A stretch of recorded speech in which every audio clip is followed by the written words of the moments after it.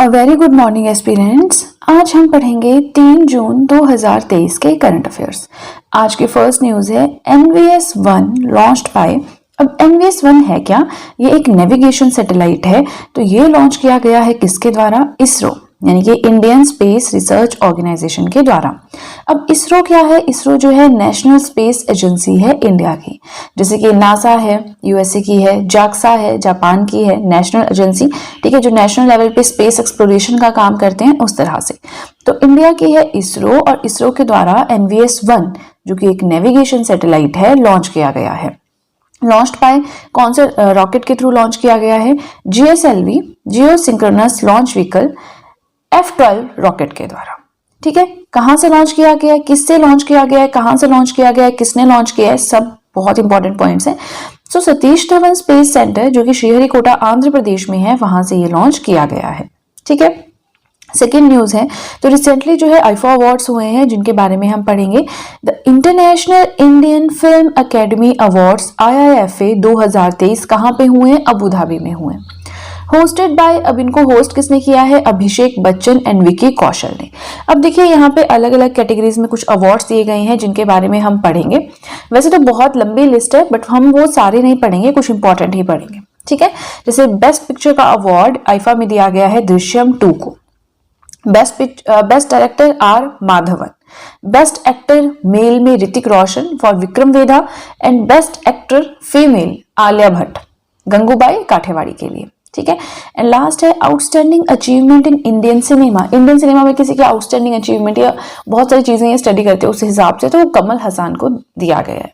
ठीक है, अब ये हो गया हमारा आईफा अवार्ड्स। ये बहुत इंपॉर्टेंट, जैसे कोई अवार्ड्स रिसेंटली रिलीज होते हैं तो वो एग्जामिनेशन पॉइंट ऑफ व्यू से बहुत ज्यादा जरूरी हो जाते हैं। ठीक है, थर्ड पॉइंट है GIYSRI कॉन्फ्रेंस। तो ये कॉन्फ्रेंस हुई है रिसेंटली, न्यू दिल्ली में हुई है। अब इसकी फुल फॉर्म क्या है? Global Indian young scientist research and innovation. Global Indian young scientist research and innovation conference new Delhi में हुई है। इसका एम है to develop a platform for discussions on key national and international topics. जो national and international topics हैं famous, उनके ऊपर discussions करना। ठीक है, मेनली यूथ से, इनोवेशन से रिलेटेड टॉपिक्स ही होंगे वो, है ना। चलिए, अब हम पहुंच गए हैं फोर्थ पॉइंट की ओर, जो कि हमारे इस पेज का लास्ट पॉइंट भी है। तो बस आपसे रिक्वेस्ट है कि वीडियो के साथ में नोट्स बनाते रहें, आपके लिए काफी ज्यादा इंपॉर्टेंट प्रूव होंगे। सो यहाँ पे देखिए रिसेंटली एक डे सेलिब्रेट किया गया है जिसके बारे में हम पढ़ रहे हैं, जो कि है वर्ल्ड मिल्क डे। 1 जून को ये मनाया गया। ठीक है, क्यों मनाया गया? To celebrate dairy's vital role in global food system. जो मिल्क प्रोडक्ट्स है, मिल्क है, डेयरी है, उसका क्या रोल है अंतर्राष्ट्रीय स्तर में फूड सिस्टम्स में, उस चीज की जागरूकता लोगों में लाने के लिए। ठीक है, सो इतना नहीं पूछते। वर्ल्ड मिल्क डे 1 जून को मनाया गया। थीम क्या रहा? Enjoy dairy. किसके द्वारा मनाया गया? FAO stands for food and agriculture organization, जो कि 16 अक्टूबर 1945 में बना था। और इस दिन हम फूड डे भी सेलिब्रेट करते हैं 16 अक्टूबर को। ठीक है, अब वर्ल्ड फूड डे सेलिब्रेट करते हैं, राइट। अब FAO जो है फूड एंड एग्रीकल्चर ऑर्गेनाइजेशन है, ये है क्या? It is a specialized agency of UN, united nations की एक स्पेशलाइज्ड एजेंसी है that leads international efforts to defeat hunger and improve nutrition and food security. जो हमारा यूनाइटेड नेशंस है उसकी एक स्पेशलाइज्ड एजेंसी है जो अगर कहीं पर जैसे हंगर है, भूखमरी है, तो उस चीज को दूर करने के लिए एफर्ट्स करती है। न्यूट्रिशन लेवल लोगों का इंप्रूव करना है, फूड सिक्योरिटी लोगों को प्रोवाइड करवानी है, इस सब फील्ड्स में वो काम करती है ये ऑर्गेनाइजेशन। ठीक है, अब देखिए इसी के साथ हमारा फर्स्ट पेज हो गया कंप्लीट। आई होप आप लोग वीडियो के साथ में नोट्स बना रहे हैं। वीडियो के साथ में जरूर नोट्स बनाएं, एंड वीडियो पसंद आए तो लाइक जरूर कीजिएगा। एंड चलिए अब ज्यादा बातें ना करते हुए सीधे चलते हैं अपने नेक्स्ट पेज की तरफ। आज का 5th पॉइंट है Indian energy measures. Indian energy measures will be hosted by, कौन सी कंट्री इसको होस्ट करेगी? देखिए ये है क्या इंडियन एनर्जी मेजर्स? तो ये एक ऑयल एंड गैस कॉन्फ्रेंस है। ठीक है, सरीनेम जो कि एक साउथ अमेरिकन नेशन है, उसके द्वारा ये होस्ट की जाएगी ये कॉन्फ्रेंस। ठीक है, 6th पॉइंट है new CEO of TCS। TCS क्या है? Tata consultancy services. तो इसके नए चीफ एग्जीक्यूटिव ऑफिसर कौन बने हैं? के कीर्तिवासन। जैसे इन्फोसिस में कोई अपॉइंटमेंट होती है, TCS में होती है, तो ये इंपॉर्टेंट होता है हमारे एग्जामिनेशन पॉइंट ऑफ व्यू से। ठीक है ना, जो TCS के न्यू CEO बने हैं के Krithivasan, he is to be the oldest CEO appointed so far. सबसे ओल्ड CEO है आज तक जो भी अपॉइंट किए गए हैं TCS के उनमें। ठीक है, अगला भी हमारा एक अपॉइंटमेंट ही है, न्यू एमडी ऑफ एससीसीआई। एससीसीआई क्या है? Solar energy corporation of India limited. ठीक है, ऐसे नाम से लग रहा है कि कुछ इंटरनेशनल लेवल की ऑर्गेनाइजेशन होगी, बट नहीं, इंडियन लेवल की ऑर्गेनाइजेशन है, solar energy corporation of India limited. इसके नए एमडी बने हैं अजय यादव, और ये एक मिनी रत्ना कंपनी है। मिनी रत्ना क्या है, महारत्ना क्या है, नवरत्ना क्या है, जल्दी मैं इकोनॉमिक्स में कवर करूंगी। इकोनॉमिक्स में पढ़ा रही हूँ, डेली 1 या 2 वीडियोस अपलोड करती हूँ, तो आप उन वीडियोस को देखिए, धीरे धीरे आपका वो भी जो है कवर अप हो जाएगा जल्दी। 8th पॉइंट आता है कि एक डिस्ट्रिक्ट का नाम चेंज हुआ है जो हमें पढ़ना है। ठीक है, डिस्ट्रिक्ट का नाम था अहमदनगर, जो कि महाराष्ट्र में सिचुएटेड है। अब उसका नया नाम रखा जाएगा अहिल्यानगर। अहिल्यानगर रखा जाएगा in honour of Ahilya Bai Holkar.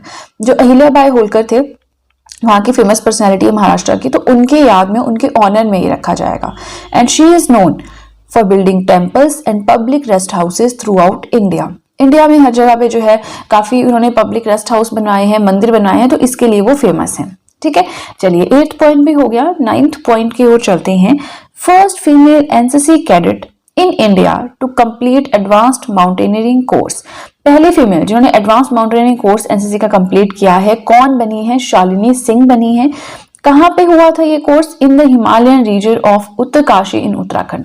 Uttarakhand के उत्तरकाशी में जो हिमालयन रीजन है, वहां पे ये माउंटेनियरिंग कोर्स हुआ था। तो पहली फीमेल एनसीसी कैडेट बनी है जिन्होंने कंप्लीट किया है कोर्स, वो है शालिनी सिंह। ठीक है, 10th पॉइंट हमारा है, country whose attempt to launch its first military spy satellite ended in failure. ऐसी कौन सी कंट्री है जिसने रिसेंटली एक अटेम्प्ट किया कि हम एक स्पाई सैटेलाइट लॉन्च करेंगे, लेकिन वो फेल हो गया? तो वो है नॉर्थ कोरिया। ठीक है, नॉर्थ कोरिया तो वैसे ही बहुत ज्यादा जाना जाता है, वहां पे इंटरनेट नहीं है, आप सॉन्ग्स नहीं सुन सकते, बहुत सारी रिस्ट्रिक्शंस हैं, और डिक्टेटरशिप है। और एक अभी रिसेंटली ना एक बहुत वायरल हो रही है चीज, वो ये थी कि वहां से एक लड़की मतलब बहुत मुश्किल से भागी है, तो वो शायद पहले भागी होगी, बट इस टाइम बहुत वायरल ये हो रहा है कि वो अपनी स्टोरी और जो एक्चुअल स्टोरी है नॉर्थ कोरिया में क्या होता था वो सब कुछ बता रही है। वो अमेरिका में कहीं रहती है, तो जो कुछ वहां पे होता था उसके साथ, कि उनको खाने को नहीं मिलता था, और जो उनका वहां का डिक्टेटर है उसकी प्रशंसा करनी होती है, उसके अगेंस्ट नहीं बोल सकते, बहुत सारे रूल्स एंड रेगुलेशंस है, उनका हेयर स्टाइल फिक्स है, उनकी क्लोथिंग फिक्स है, वो टीवी मूवीज नहीं देख सकते, गाने नहीं गा सकते, जोर से बात नहीं कर सकते, बहुत सारी ये तो मतलब बिल्कुल बेसिक सी चीजें जो मुझे ध्यान में रह गई हैं, बट वो और बहुत कुछ बता रही थी। तो नॉर्थ कोरिया मतलब डिक्टेटरशिप से रिलेटेड, ऐसे करके आप याद कर सकते हैं, है ना। अब जो हमारा 11th पॉइंट है वो है एक समिट जो हम पढ़ेंगे, बट इससे पहले अगेन रिक्वेस्ट है कि वीडियो पसंद आ रही तो लाइक जरूर कीजिएगा। 11th पॉइंट है 22nd summit of SCO council of heads of state. SCO क्या है? Shanghai corporation organization. ठीक है, तो इसकी एक मीटिंग हुई है, 22nd समिट हुई है हेड्स ऑफ स्टेट की। कहां पे हुई है? वर्चुअल मोड में हुई है। किसके द्वारा चेयरमैनशिप संभाली गई है? प्राइम मिनिस्टर नरेंद्र मोदी जी के द्वारा। अब जो एससीओ है ये मैंने आपको already topic of the day में पढ़ाया है। ठीक है, तो SCO stands for Shanghai corporation organisation, 2001 में बना था, बीजिंग चाइना में इसके हेडक्वार्टर्स है। थीम रहा 2023 का फॉर सिक्योर एससीओ, और इसके मेंबर्स कौन कौन से हैं? China, India, Kazakhstan, Kyrgyzstan, Russia, Pakistan, Tajikistan, Uzbekistan.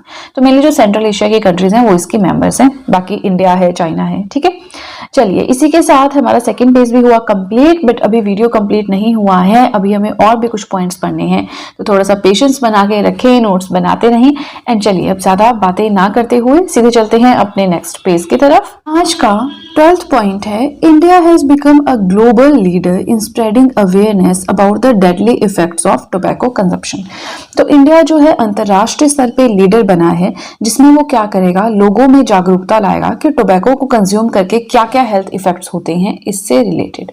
ठीक है, 13 पॉइंट है, ये इंपॉर्टेंट पॉइंट है, थोड़ा सा है तो इसको ऐसे नेग्लेक्ट नहीं करना है, वेरी वेरी इंपॉर्टेंट।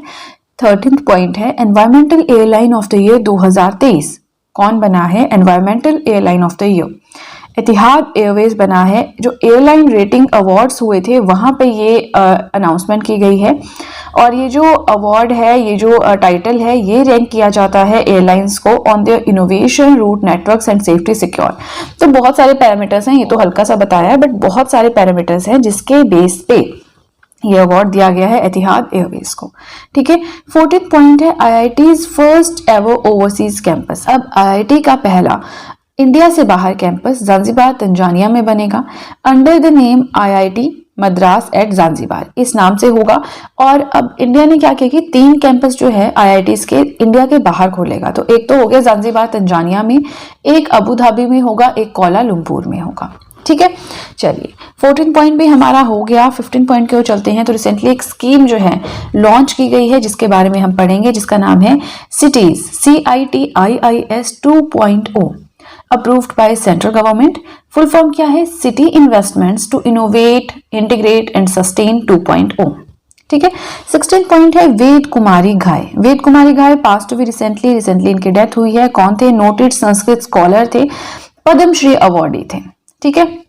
17 पॉइंट देखते हैं। ये जो डेथ्स है ना, ये भी इंपॉर्टेंट होती हैं क्योंकि क्वेश्चन आ जाता है कि कौन से फील्ड से रिलेटेड थे, बिजनेसमैन थे या एंटरप्रेन्योर थे, एक्टर थे, सिंगर थे, क्या थे। ठीक है।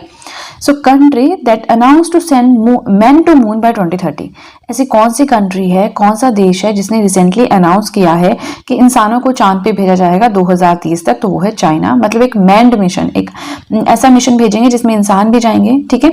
To carry out lunar scientific explorations, कि चांद पे क्या क्या है, बस वही उसको एक्सप्लोर करने के लिए। ठीक है। 18 पॉइंट है देवी लोक महोत्सव। देवी लोक महोत्सव कहाँ पे मनाया गया? MP में, इन द फेमस देवी धाम सलकानपुर, इस जगह पे ये सेलिब्रेट किया गया। ठीक है। तो देखिए आज के लिए इतना ही। काफी ज्यादा पॉइंट्स हमने आज डिस्कस कर लिए हैं। तो आई होप आप लोगों को वीडियो पसंद आई हो। मुझे कमेंट सेक्शन में जरूर बताएं आपको वीडियो कैसी लगी। प्लस जो भी मैंने पढ़ाया आपको समझ में आया या नहीं समझ में आया, ये चीज भी जरूर बताएं। और अगर वीडियो अच्छी लगी है तब तो आपको बहुत ही ज्यादा अच्छे से पता है कि क्या करना है।